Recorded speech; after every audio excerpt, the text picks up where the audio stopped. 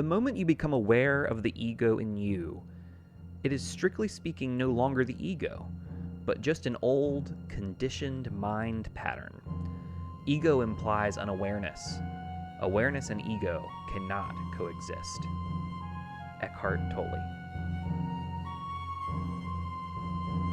Bending Not Breaking, Season 5, Episode 9, The Guide.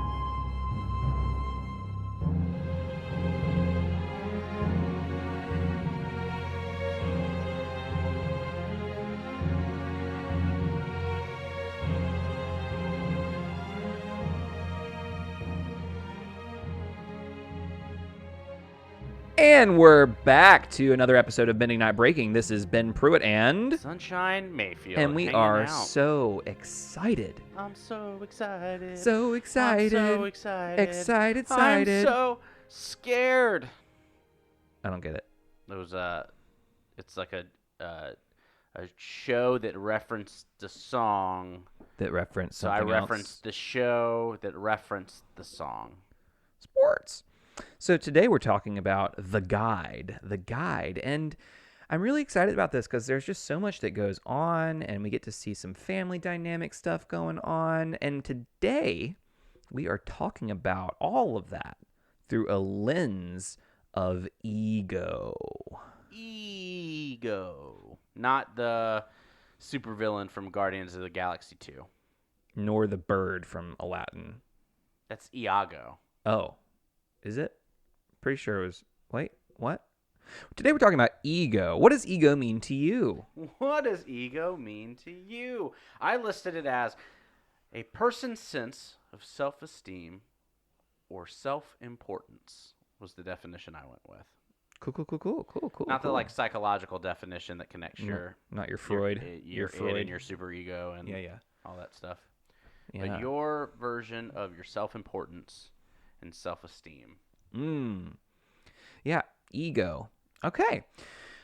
I have heard ego described as anytime we use the descriptor I, anytime we use that language, it's the ego speaking. That's one way that I've heard it. Anytime you say I. Yeah. When you use I-centered language, your ego is putting you at the center. And so that's kind of how it's been phrased to me that way. That's my boy. Feels good. Yeah. Feel good about it. All right. Well, cool. Yeah. Like we got to recap this episode. Yeah, and by we, I mean you. I hate it. Yeah. But before we do that, let's talk more about ego, because I actually pulled up an article because I like doing that. An article. How to keep your ego in check. Dun, dun, dun. 3 keys. How do you keep your ego in check, Sunshine? Written by an LMSW. Ooh, interesting. Melody Wilding. Never heard of her. No. Or them. No. How do you know if your ego is in control? Your ego is crafty. You don't always know when it's taking over. Here are things you can crafty think ego. about whether or not your ego is at the wheel. If your ego is at the wheel, you feel intense jealousy when others succeed. Interesting. Interesting. You have a persistent need to be right during arguments. Oh, that's totally me. You place a lot of emphasis on winning at all costs. Also me. And you're eager to jump in with your idea, but are slow to seek the input from others. Also me. So those are signals that maybe your ego is taking control. Yeah, that sounds like my ego is in control a lot. Ways that she lists that you can kind of combat this. Listen to your colleagues before chiming in during a meeting. Ask permission before giving advice. Improve your coaching skills so that you can help people arrive at their own solutions rather than telling them solutions. Things that we've seen. At home, you can do this by banning blaming or shaming language, like you always do that. Show appreciation for your partner's perspective or familial's perspective. That's a great point. Thanks for sharing your feelings with me. And then take time out if things get heated and you need to recenter yourself. So typically, Forbes is not my go-to. I don't disagree with the things that we're. No, I don't either. I was expecting to rip into this part, but typically Forbes comes from a pretty capitalistic standpoint. Yeah.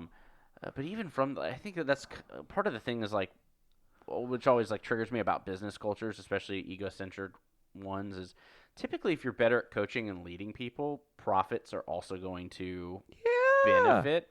So it's interesting to see how that plays out. But that's just Turns out by being a good company, yeah, morally, often sometimes that will lead to benefiting your company in the long run. Yeah.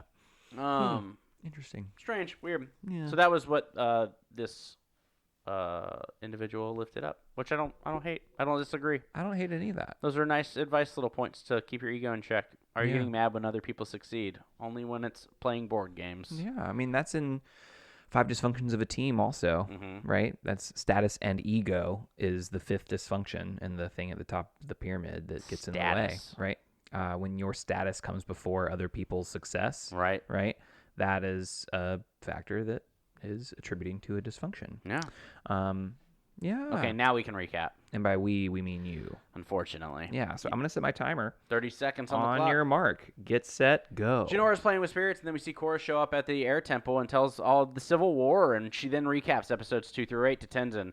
Tenzin and Korra believe that they need to close the spirit portal. Unalaq takes the twins to go to the northern portal. Mako shares his Varric theory with people. Tenzin and Korra try to enter the spirit world, but have troubles because Tenzin's actually never been there. Desna gets knocked out by her pops, who then just kind of shakes it off. Mako gets spoken to by Varric and then ultimately framed for some things, and Jinora and Korra head into the spirit world after we find out Jinora's got some spirits that she can see. That was perfect. Yeah. I don't even need to buzz you out. That was like you nailed it at the buzzer. Boom.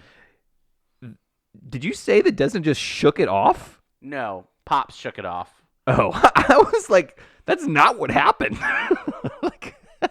No, Pops was the one who... Pops kind of shook it off. Okay. Okay. That makes more sense now. Unalaq was like, eh. My child was just incapacitated. Yeah, needs a healer, might die. Yeah. This is more important. Yeah. Okay.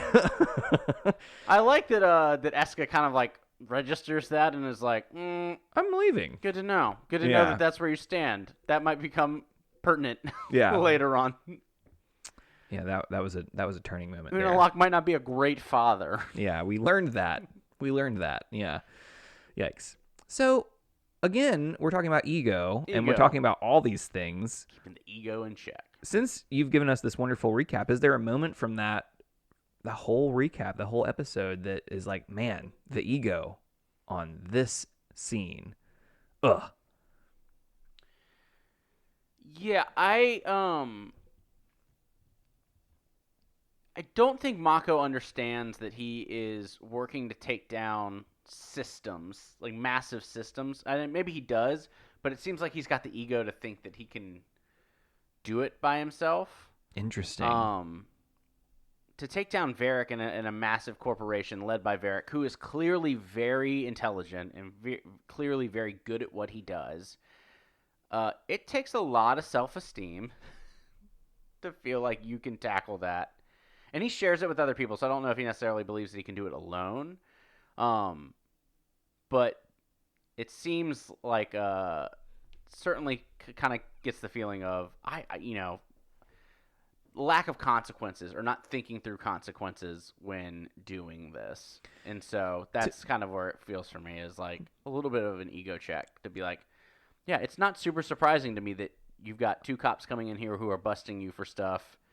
That you didn't think that this was a potential result. Or you did, and you're like, I'm good enough to, it doesn't matter because I've got the side of justice on, my side or whatever.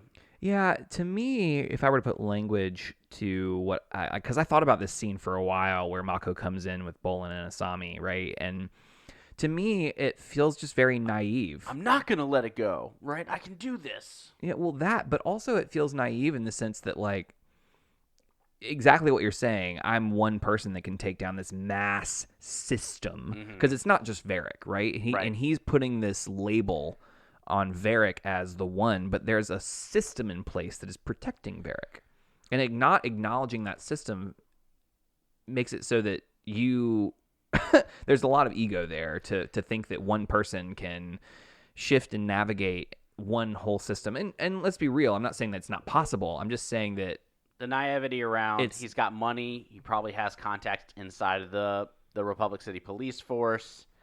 which is evident. Yeah, right. So yeah, moral of the story is I think that ego is definitely playing a role here. Mm-hmm. I'm not necessarily sure what exactly it is doing Mm-hmm. because I think it's playing a role with Asami and Bolin too, right? Because, Mako comes in and is like, I figured it out. And Bolin's like, no, that could never be true. Well, it's tough because they're both benefiting from the system that Varric is providing. Yeah, and so both sometimes of them, Future Industries and Asami and Yes. and Bolin. So my question exactly to this point is at what point does our ego contribute to when the ego benefits? At what point does that make it so that we are less likely to do what is right or to recognize that something is wrong? And I think the recognition is that piece, right? If you feel like you're being benefited by the actions of the system, you are less likely to assume that the system is morally corrupt. And let's be clear on that point that you just said. That is true factually, right? There is a lot of evidence and data that suggests that when the systems are benefiting you, you are less likely to notice that it's harmful. Correct. And so It's not like that. It's not subjective. That's not me just saying that willy nilly or Sunshine just like, oh, Right. this is true. No, there's facts. there's a lot of evidence backing that up. And so we see that with Bolin, and Bolin's gonna get his ego. Bolin's gonna get an ego, right? Over and already has. But I think what we do see is when we have that ego of self-importance, because as everything with balance, you should have self-esteem. Like you should need to have enough self-importance to treat yourself well. Yes. To give yourself the space and capacity to set boundaries and to thrive and yes. to live life, right? So there has to be a balance. fine line. There's a balance, as everything in Avatar and in our lives, right? Yes. So you can't just say like you shouldn't believe that you're important in any way, shape, or form ever. But it is That is not what we're saying. But it is recognizing, hey, is my self-importance altering the way that I should be behaving in this moment, or can behave, or what is the impact of me behaving this way? Yes. And for Mako, I think his ego acts as a barrier to seeing the overall system and his ability to work within it or around it to do what is morally correct. And one of the things that I really appreciate from what I've been learning in school recently is it is so important to do work like this where we are confronting issues and we are dealing with not good systems. When we're dealing with things that are on the struggle bus that are really hard, it's important to do those things in community. Because when we tackle things by ourselves or we believe that our knowledge is enough, what we're going to inevitably come across is that it becomes ideological.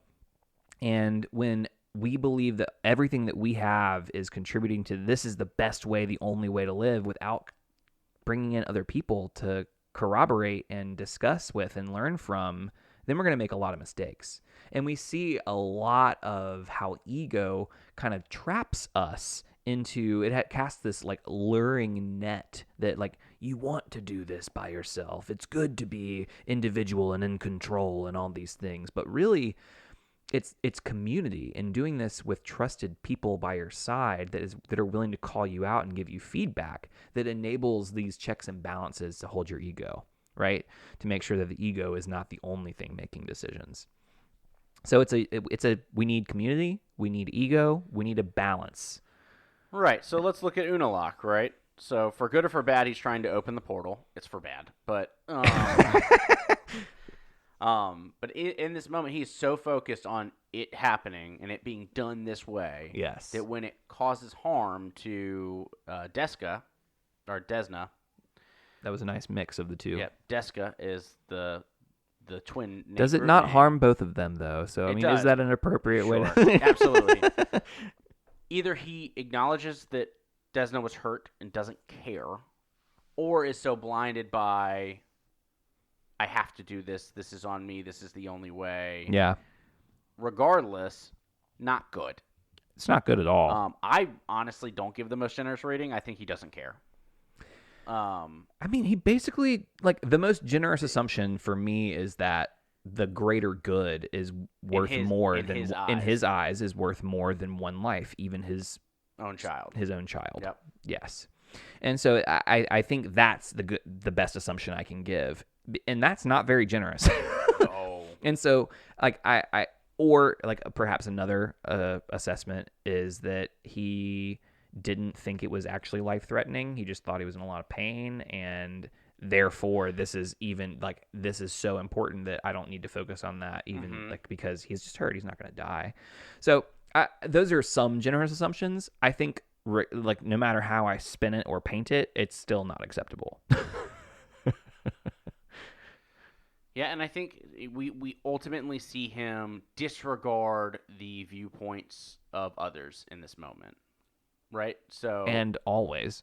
Yes, but when we talk about that earlier list of ways that we personally can recognize, yeah, he is not listening to the advice of one of the members that he is with. Correct. When they say we need to stop. Yeah. This is hurting people. Mm-hmm. He keeps going. Yep. And so I think when we kind of pull this in for us, when other people say this is causing harm, stop, listen. Stop and listen. Yeah. Now, process this, figure it out. Is the harm worth it? Is all those things, because, is it really harmful, or is this something that we're going to need to do, right? Because I can think of moments when, I'm trying to make sure that there are times in our lives where people might say you're causing harm because things are uncomfortable. Yeah. But that's not actually harm causing. It's discomfort causing. Discomfort. And so there's a moment of, you might be told like this is causing harm. You're going to say, I think this is discomfort. I've thought on it. I hear you, but we're going to move forward. Can sometimes be the route. But in this specific moment, and often in those spaces, it's also saying, this is something that we're going to continue, and I want to give you the option to step away if that's something that you need to do. I think about us right? when we've led trainings about creating safe spaces for others, and someone might say, hey, you're condemning this activity that I participate in, and it makes me feel bad. Yeah. I think that you saying that this is a negative thing is wrong. No, it's a negative thing. That's what I'm saying. And if you if you do that, and that's making you uncomfortable in this situation, sit with it. But we're going to keep going, and we're going to treat this behavior as one that's harmful, because it is. Yep. And so just because you do it doesn't mean I'm causing you harm by calling it out. Yeah. And so I think those are moments that we'll talk about. But because I think that's sometimes when it gets lifted up, they're like, this is harmful. It's like, I'm calling out the harm. You don't like that it's being called out. That's different than actually causing you harm. Welcome to the news. Right. For especially owned by... one of my least favorite things is the idea that calling out systems of oppression is what is creating division. Yeah. Like, no, the system is creating the division. Me calling out is acknowledging the division. Is naming it. And that's different than, whether Yeah. that's... So, but in this moment, taking into the account of other people, processing it, and making decisions to move forward, if you're not doing those things, then your ego might be in control. And so we see that with Unalaq. Yeah. Well, and I really love that Eska is like, this is not okay. Yep. And it's time to walk away, and takes Desna with her. Yep.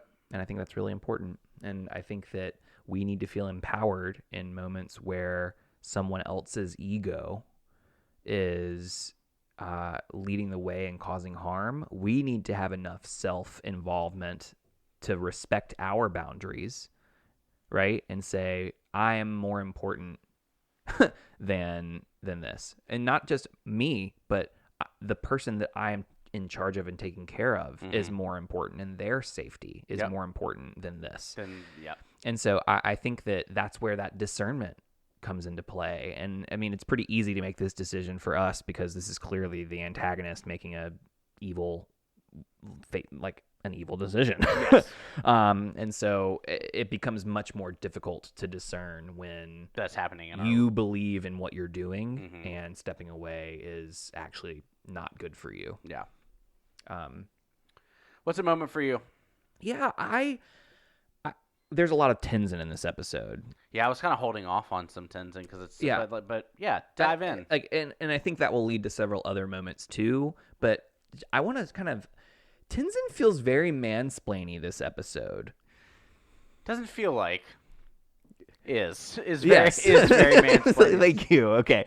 But yeah, like it's just I struggle with Tenzin. At the same time, once we hear what's going on, I really makes I can sense. empathize with it. It's still not good. Yes, correct.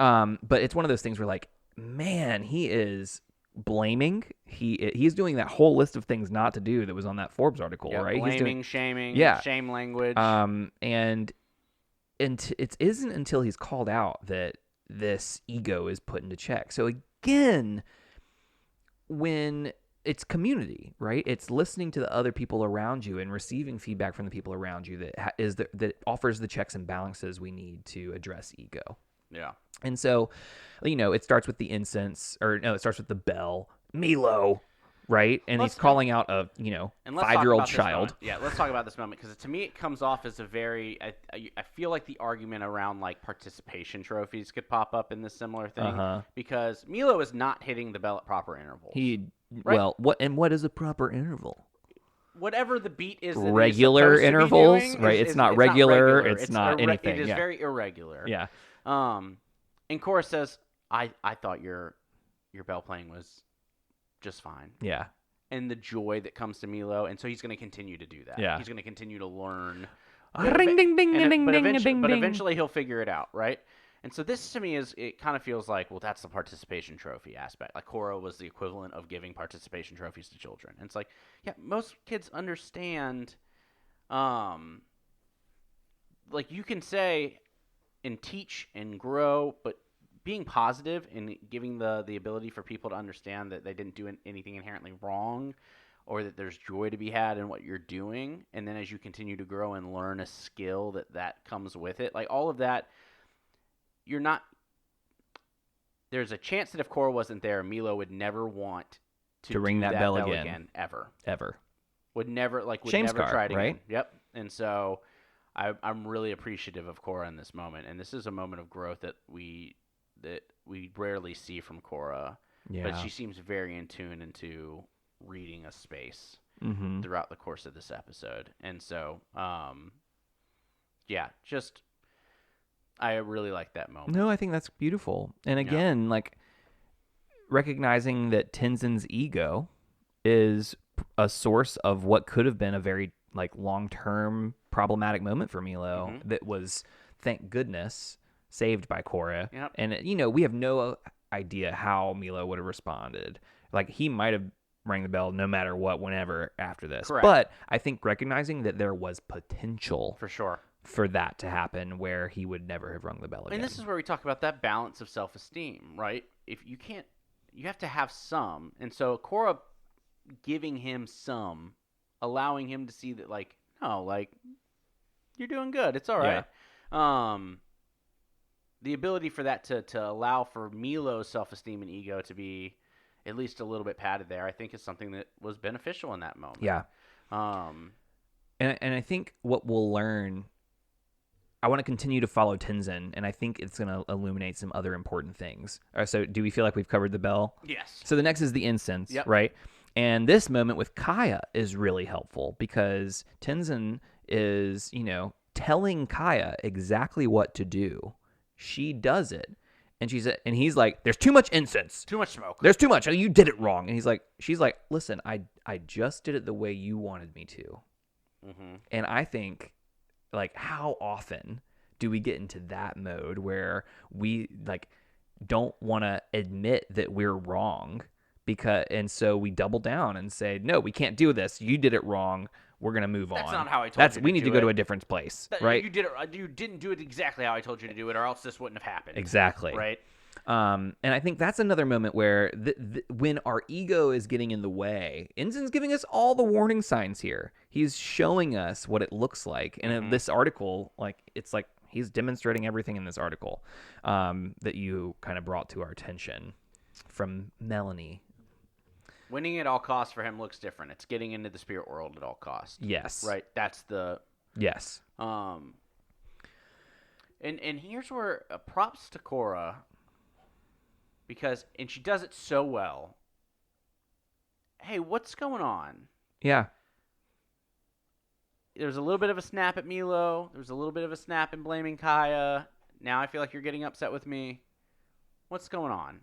Wasn't it? She didn't attack him. She didn't say that you're the worst mentor ever. She just said, "Hey, help me understand." This is what I observed. Yep, help me understand. Help me understand. And I think that puts it into check for him because he is taking the guidance and recognizing that when Korra, as a parallel to Unalaq, right? And so this is an interesting episode because we see parallels from Tenzin to Unalaq, and both have an ego issue, and we start to see one challenge it and recognize it where the other doesn't. And so we see the parallel here of Unalaq did not listen to Eska. Tenzin does to Korra. Yeah. Okay, I'm recognizing this thing. Well, let's start naming what potentially could be it. It's probably it's the fact that I've never been into the spirit world ever. Well, and I think what it does is I want to make sure we give due credit to Korra's question, which is also really helpful. It's not, hey, I recognize this behavior. What do we do now? It was, hey, I recognize this behavior. You have done this before. Yep. Right? Everyone is under the assumption that Tenzin has done this before. Yep.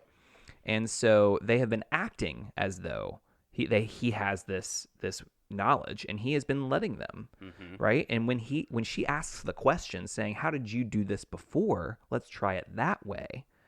That's when Tenzin is given, like, he has this choice, right? Do I continue to double down on the fact that they think that I've done this, and so I have to be able to prove it, or does he admit that he's wrong and say, "I actually haven't been able to"? Yep.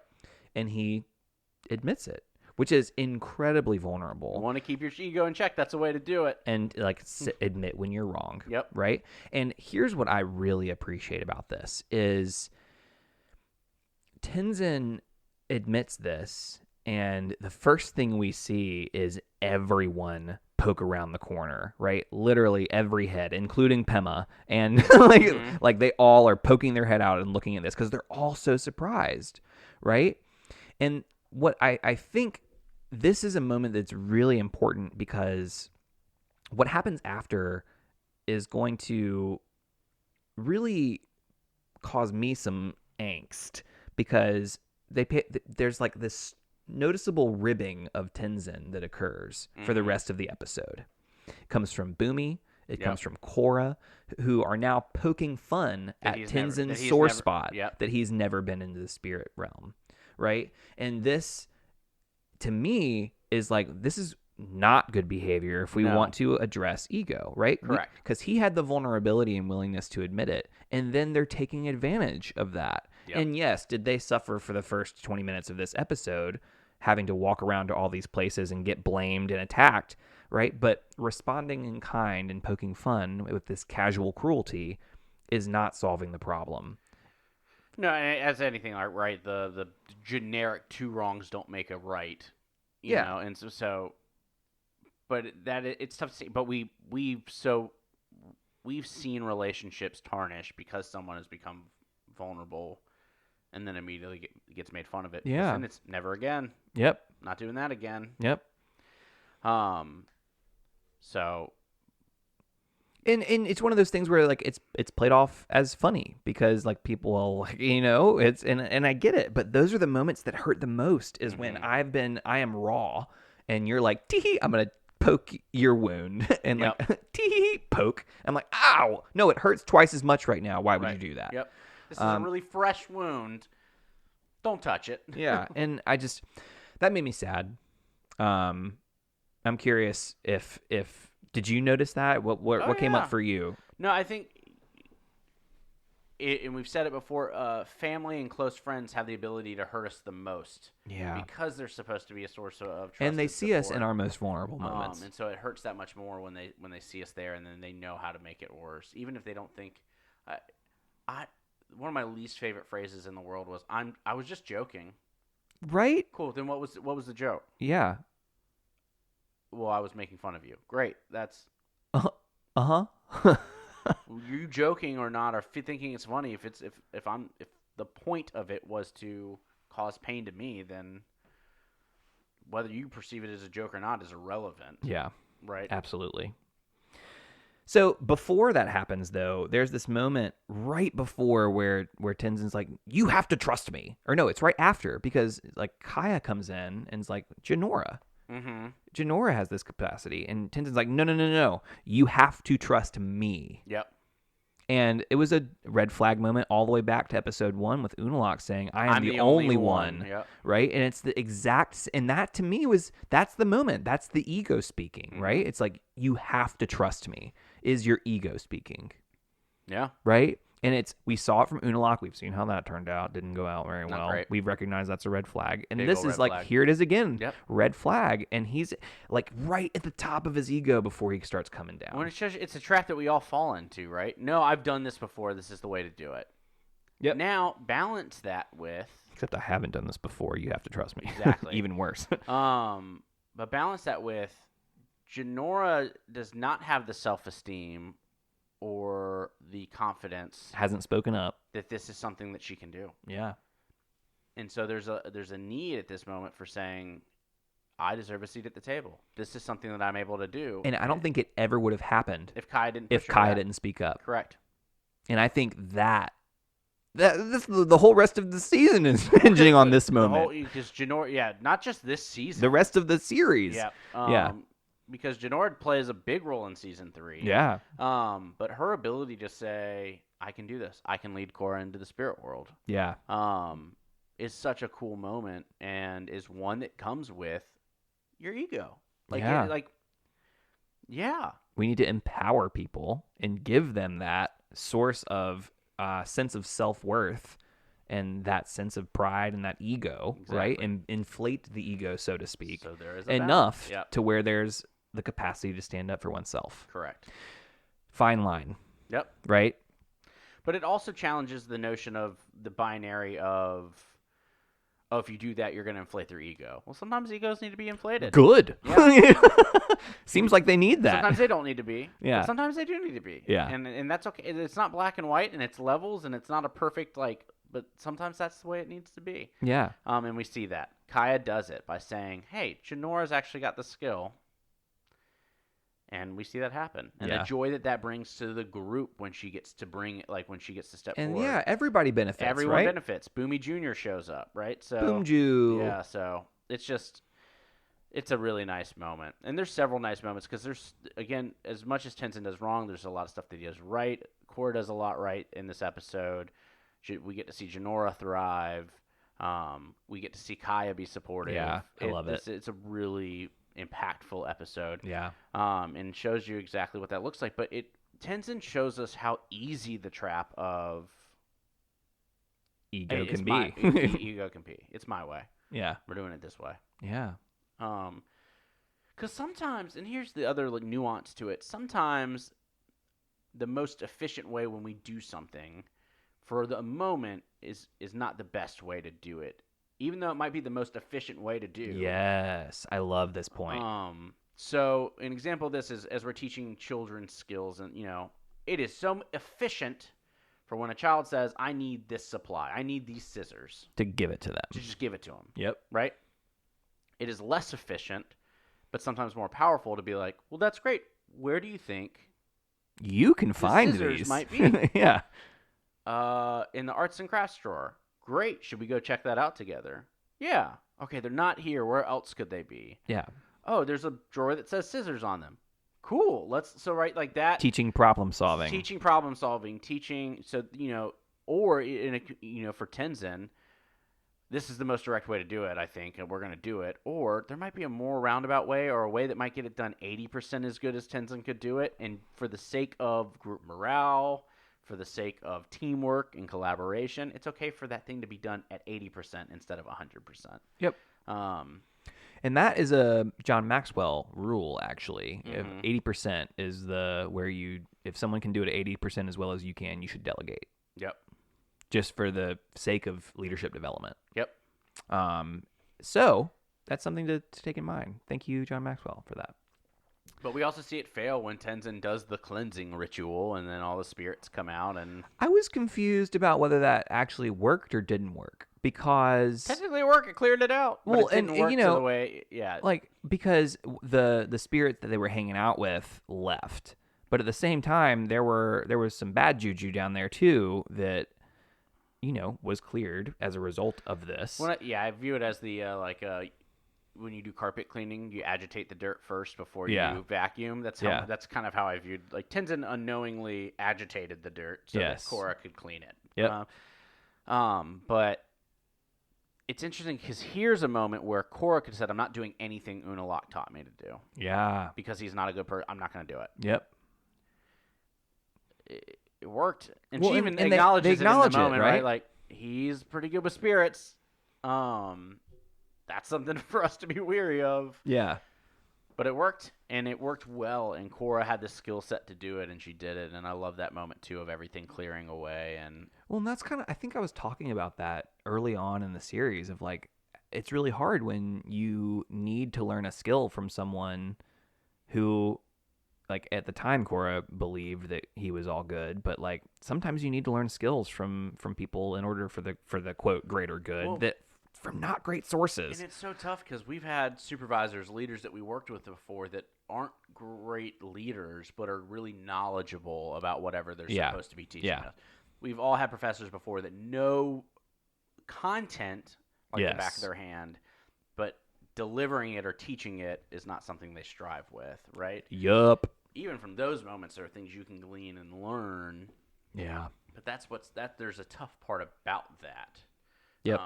So, woof. There's a lot going on. Okay. That whole subject of how we navigate problematic people and things, conversations like the art versus the artist, and do you support them? And that is a whole different podcast episode. But it's kind of like what you're getting a little bit of. Like Unalaq is not a good person, and this skill that he taught me is very helpful. Super helpful. Yeah. How do we pay tribute to the fact that, like, I can use this skill and then still condemn his actions? Condemn the actions that are taking place elsewhere. Yeah. Yeah. Other moments. I'm kind of circling back to the beginning of our episode where we were talking about Varric.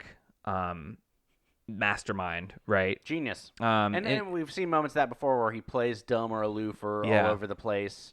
Scatterbrained. Well, this was sinister. Oh, purposefully sinister. Like this was. But he knows how to play it. But he played it. It was amazing. Great actor. And so like Ego here. Where is Ego in this situation? I think he feels invincible. Ooh. I think Varric feels untouchable right now. Then why threaten Mako at all? I think to keep it in check, to maintain that level of feeling. But I think Varric consistently views himself as the smartest person in the room. Interesting. Yeah, it's interesting. Like this whole series of moments is really quite fascinating because, when Mako is pulled into this room with coals, he's like, "No, I'm just burning the fungus off my feet." And, it looks like it's going to be this torture chamber and X, Y, and Z. And Varric, like, I think intentionally Varric was like, I want it exactly to appear that way. Yeah. And I want to just walk across it and show him that I can do that. And then I want to, like, threaten his friends and family. Well, my headcanon is that he actually likes Mako. He likes Mako. He's going to give him an opportunity to, like, get out of the way and join and be a part of this. And no one gets hurt. But if I have to, well, and that's I'll take you down. That's why I think Varric's character is so complicated because you end up liking his character at the end, right? And it's like there's no consequences for any of his actions throughout the entire series, and that's the frustrating part about Varric. Is he funny? Yes. Does he do terrible things?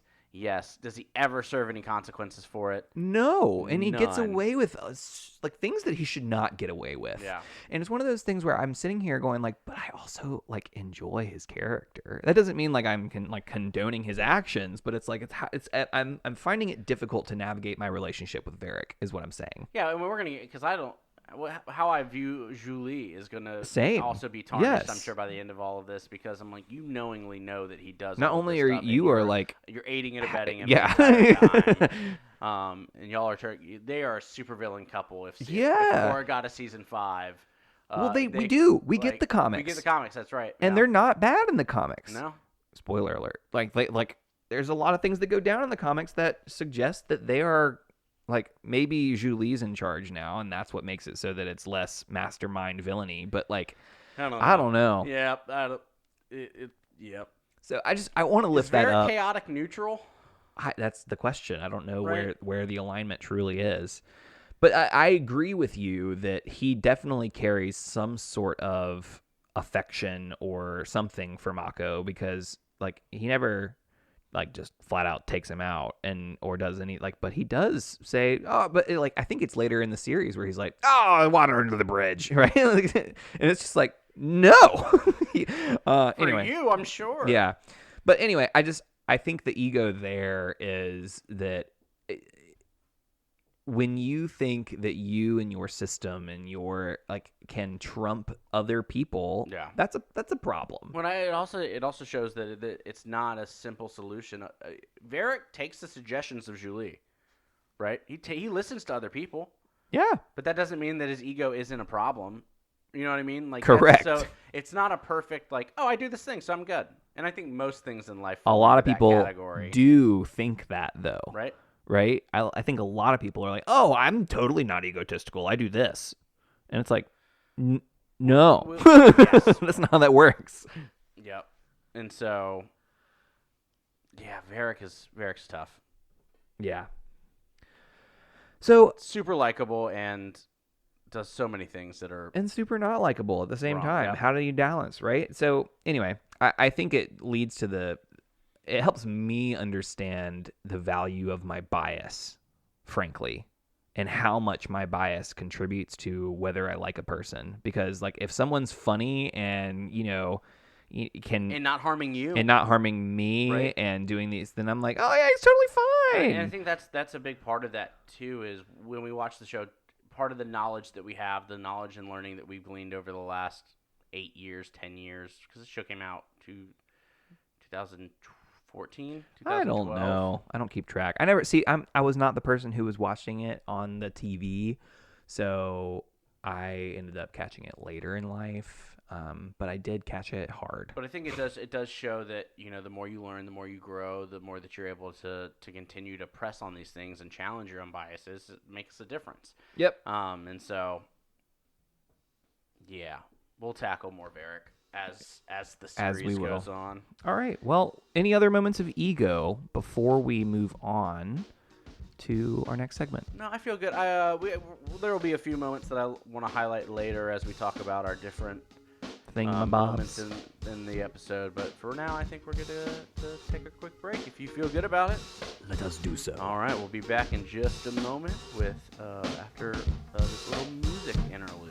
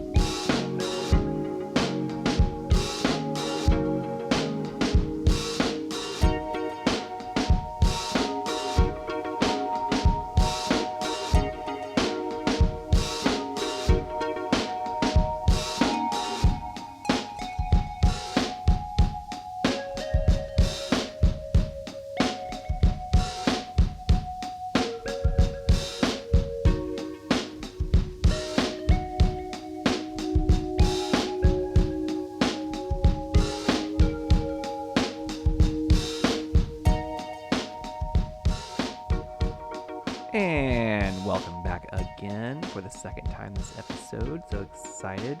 First time was just from our intro music. This time from our transition music. And now we're going into our favorite segment. And this week we are going into our assets and liabilities. Yeah. It's since we talked about Forbes, It's we're gonna a little more proper. we're gonna go a little bit more into the business mindset. Trying it out. We're trying out the assets and liabilities So what were the assets of this episode for you for in me, particular? I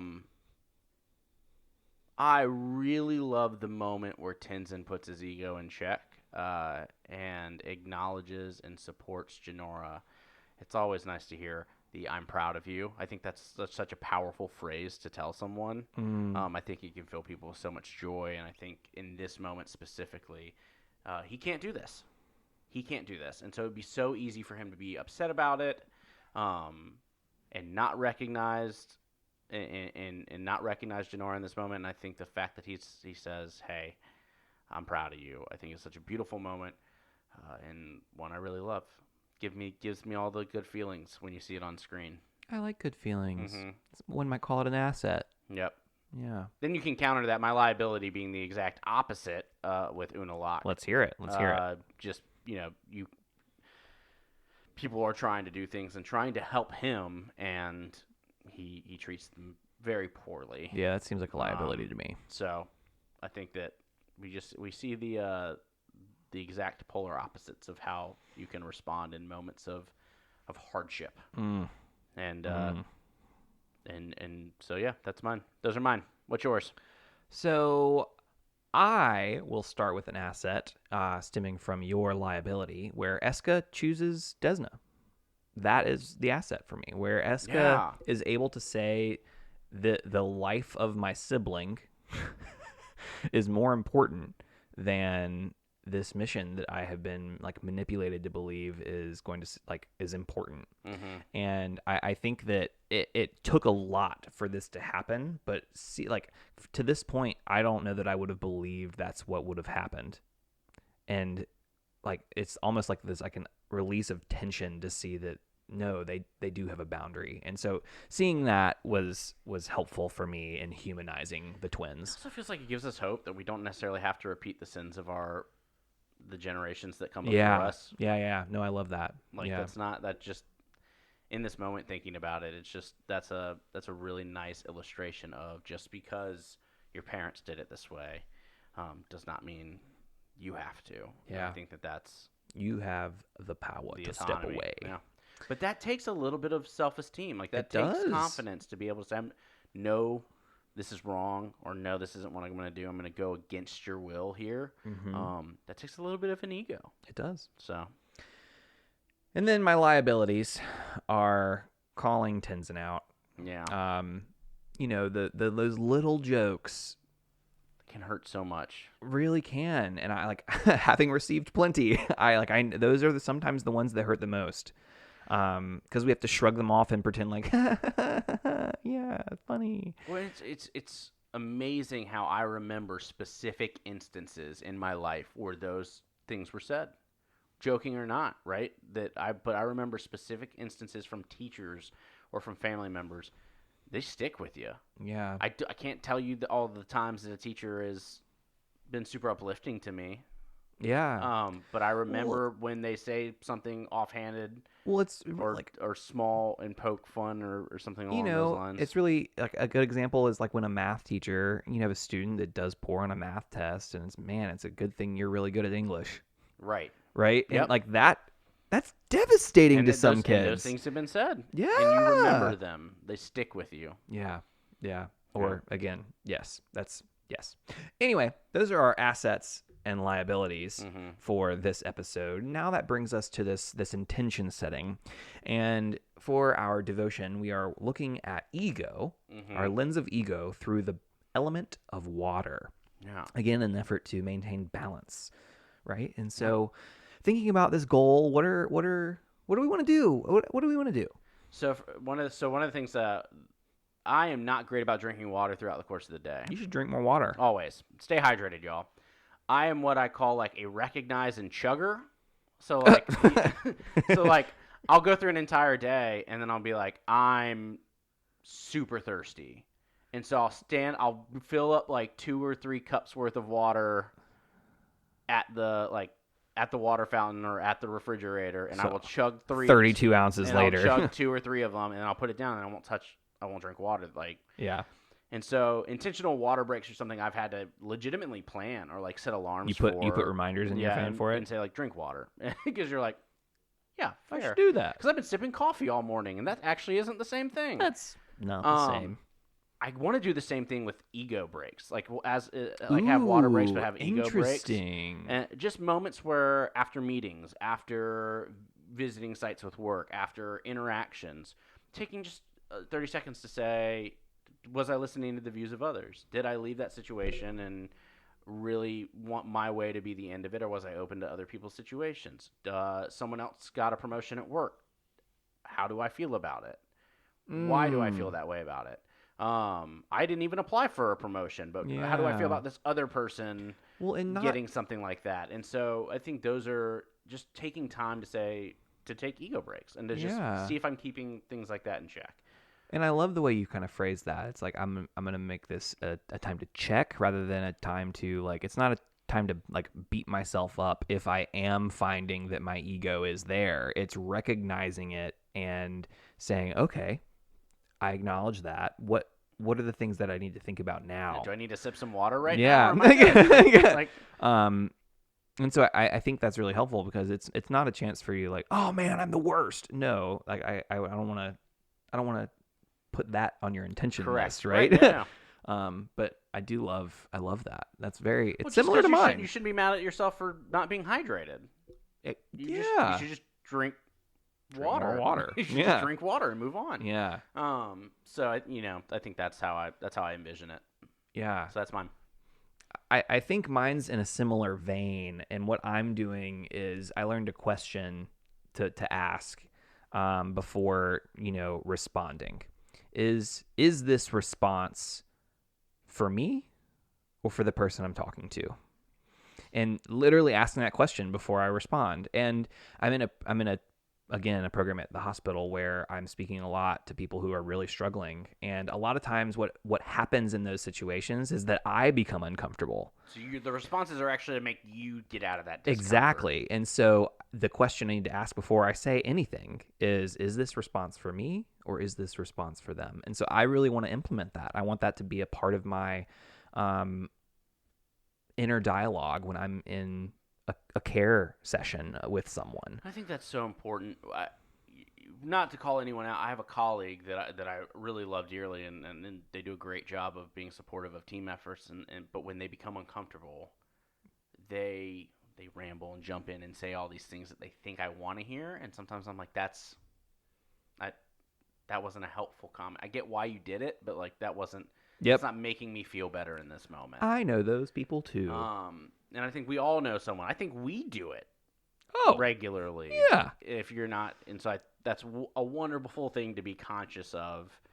I think in general and I think that whether you're apologizing, whether you're, whether you're engaging in what's about to be an uncomfortable situation, whether it's inviting someone to be a part of something, am I inviting them for them and their benefit, or am I doing it for mine? Or I think all of those things are questions worth asking. And sometimes it's okay. Like sometimes if it's for you, that's fine. That's not a bad thing. It's part of the discernment process, right?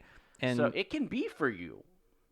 It can also not be. Yeah. So, but I think asking that question, one, it invites me to be like what will seem as though it'll invite more silence into the conversation too, which is something that I really value. And oftentimes people need that space to process and think, and me asking that question just invites them to do that for a little bit longer. And so I'm hopefully getting two birds, one stone here.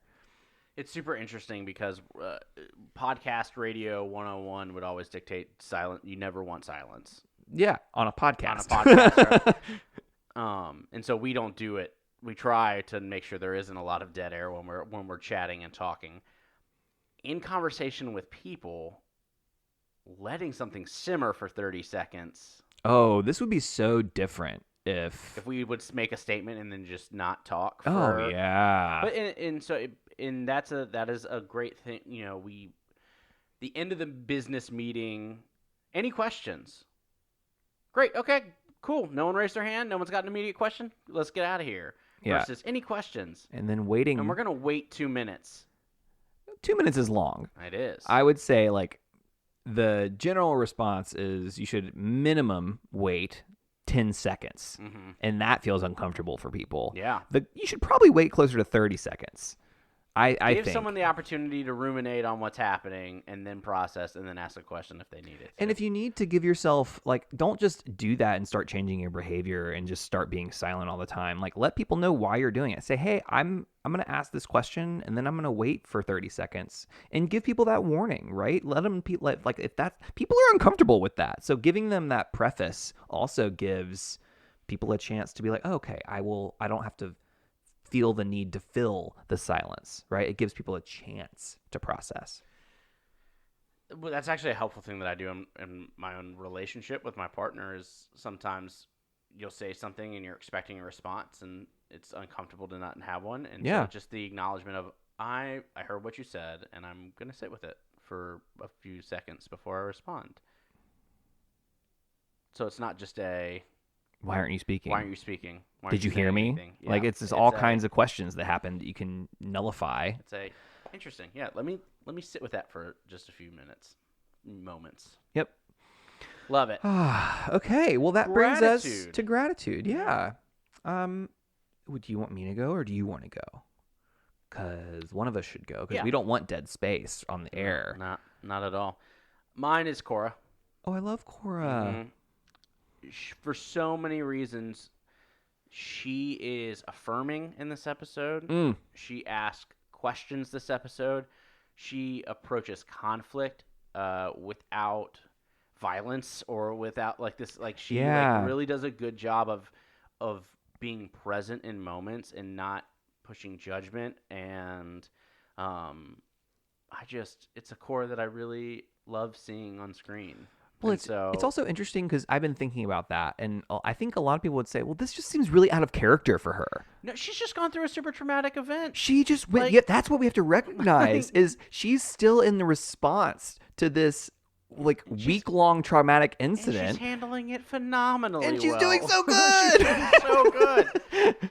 Yeah.